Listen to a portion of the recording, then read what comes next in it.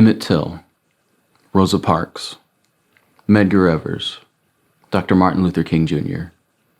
These are all names that are synonymous with the civil rights movement in the 1950s and 60s. And being from Mississippi, I know that there's a lot of unnamed heroes from that era. Dr. Gilbert Mason, you might not know him, but he deserves to be in that list of heroes that I just named. He organized and led a group of black people to wade in on the beach to protest Mississippi's segregated beaches. That protest came at great cost, and I thought no one better to tell the story than people that were actually there and that knew Dr. Gilbert Mason personally. Dr. Mason was our family physician. Not only was our family physician, he was also my scoutmaster with Troop 416 in Biloxi.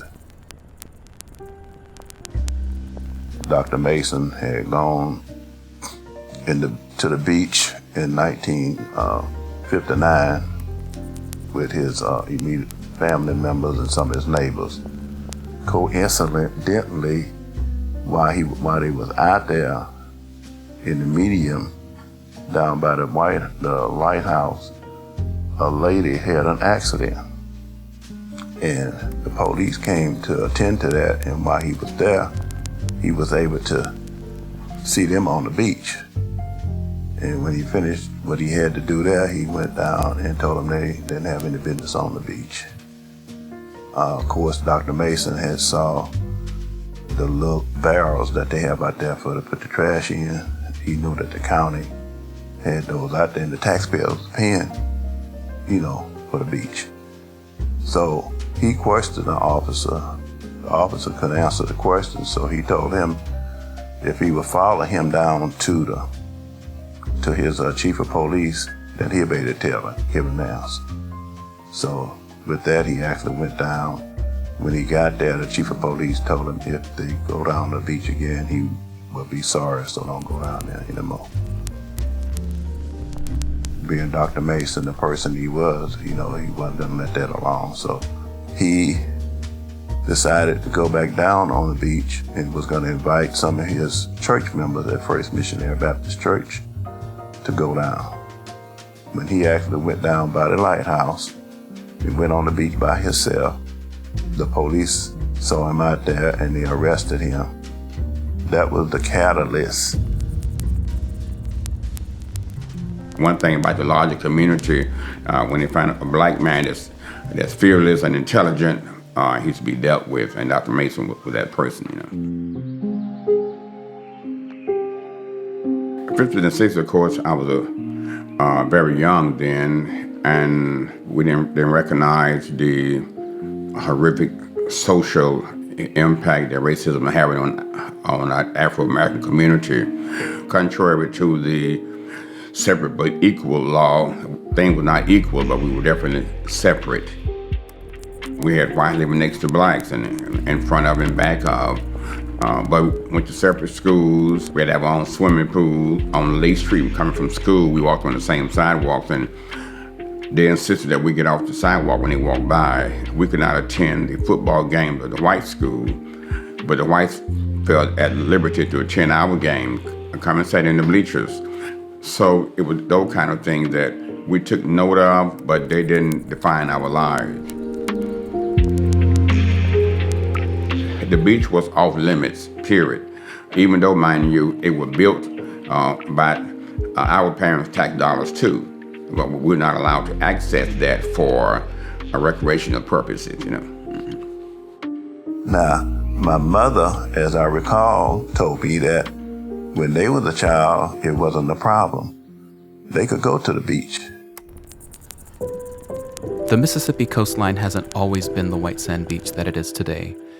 It was at one point just a path along the 64 miles of coastline and wooded area along the water's edge. That is until Highway 90 was built and the U.S. Army Corps of Engineers built a seawall and pumped in 24 miles worth of white sand along the coastline between Ocean Springs and Pass Christian.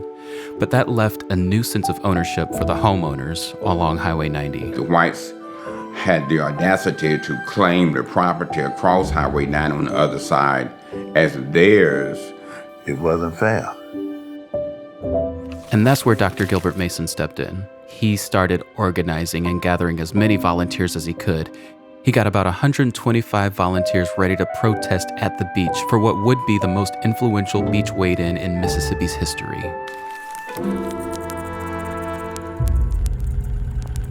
You know that was Easter Sunday, right? We weren't thinking about Easter, though. We all went to church, came back home, and we got dressed up. Of course, I was elated because I'd been waiting all my life to go on the beach. You know, you're being denied that opportunity. So I had got me a little job. I had bought me a brand new watch. It was an Elgin watch. And I went and bought me a brand new swimsuit. And I got a t-shirt, brand new t-shirt, and some feet slippers. I'm getting dressed up to go to the beach. We met that Sunday evening at Dr. Mason's office on Division Street and rode down to the beach. Matter of fact, I always brag about the fact that he let me drive his car down there. We went from the north side of the beach to the south side and gathered around Dr. Mason there, and we just started chatting and milling around. When I got down there, most of the other classmates and community friends of mine, they was playing either softball, either they had a football, and then the ladies had got picnic baskets and set all that up on the beach. You know, I had my swimsuit on up under my short pants. And so what I did is I got on the beach and I stopped and I took that brand new Elgin watch and put it in the pocket. Took my short pants off and folded them up real neat and pretty and put them on the sand. Then I put my t-shirt on there. Then I looked up and I saw my classmate, Gary Rainey. He had his swimsuit on, so we were the only one that had our swimsuit on. My sister told me that down by their group, by the lighthouse, they could see the old Biloxi Hotel. In front of that hotel, they could see the police gathering this mob. Every redneck that could muster up a jack, a chain, a stick, whatever the case might be, showed up on the beach. I thought the most we would get would be arrested. It was awful. We were out on the beach peacefully, you know, just enjoying a Sunday afternoon playing. And what they did is they had this big old man that's about big as me, and this man made a statement. He said, "All right, let's go." He reached down and grabbed that bat and he started hitting Mr. McDaniels upside the head. And then that's when the rest of them all broke into fighting. It was brutal. I remember Mr. W.B. McDaniel, the most vivid person in my mind. He was beaten so badly. When they said bloody Sunday, it was actually that. Blood in the sand on the beach. And I remember Dorothy McDaniel, his wife, falling down over him, you know, to stop them from beating him. And it was blood all around him. And there were others that were beaten. The younger people, some of them got some legs, but the older people couldn't run as fast as the young people could. I'm looking at what was happening. When I turn around, I look up. Gary had gone this way, away from all the fighting, and he done got halfway up there to the seawall. And when I looked around and saw that, I said, that's my only way out of here. And I did the same thing. By the time I got close to the seawall, traffic on Highway 90 was at a standstill. As I got halfway around, I could hear a voice say, "You better catch that nigga and you better not let him get away." You know, I kept running. And when I looked behind me, had this white young man behind me, about 19 years old, chasing me. I'm 14 years old. So as I go through the cars, through the beach, I say, I'm gonna go head on to the mansions on the beach, and I'm gonna go to their backyard and keep on down to the hood, go back to the neighborhood. As I got into that yard, and I'm running, he's still running behind me. You know, and as I went to the side, going to the backyard, it had a 10-foot fence back there. I said, well, I I know I can't scale that. You know, he was still running after me, so I said a little prayer to myself and I balled my fist up. And as I balled it up and he got close to me, I swung at his chin. And I swung so hard that it made me fall on the ground. And he was ducking back from where I swung at him. I fell east. He fell on the ground on the west side. And when we got up, he went west and I went east. I say, thank you, Jesus.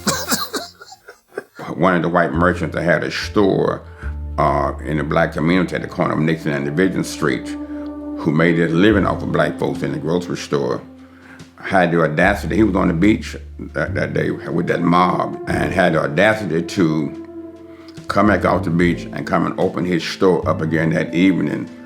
He had the stupidity to think that we were going to still frequent his businesses. We closed him down, closed his store down. Within a few days, he shut the doors. They took us for granted that we were coming back to that store and continue to feed he and his family. But we shut his store down as a result of what he did and they did on the beach that Sunday. And then 2 years later, went back to the beach in 1963. It was a planned, orchestrated event. The purpose of it was to go to jail, to be arrested. And so we would have a case to take to the to the courts. We were told not to have any weapons with us. It was peaceful. They arrested us and took us to jail and stayed until Monday in the county jail. But as I said, it wasn't violent like the one in 1961. Their mission was accomplished. Those arrests did lead to a trial. That trial led to a Supreme Court hearing, where the segregation of Mississippi's beaches were finally overturned once and for all. The beach was finally available and open to everyone. Either you can have the courage to stand up for what's right, or you can lay down and just be trampled on. My son actually proposed to his wife on the beach. It used to be the Broadwater Hotel line there. They got a little marina they had there, and they was in that little section. And as he got down on his knees to propose to her, he said they could hear the people driving on the highway honking their horn. I'm not making this video as a protest or telling you not to come to Mississippi's beaches. In fact, I love it here. I love the beaches. I love the islands. I love the people here. This is a great place to live and play. It's more of an appreciation for those who've done the work in the past to make it what it is today. And for that, I say thank you. But remember, the next time you see the beach on coastal Mississippi, know that there's blood in the water.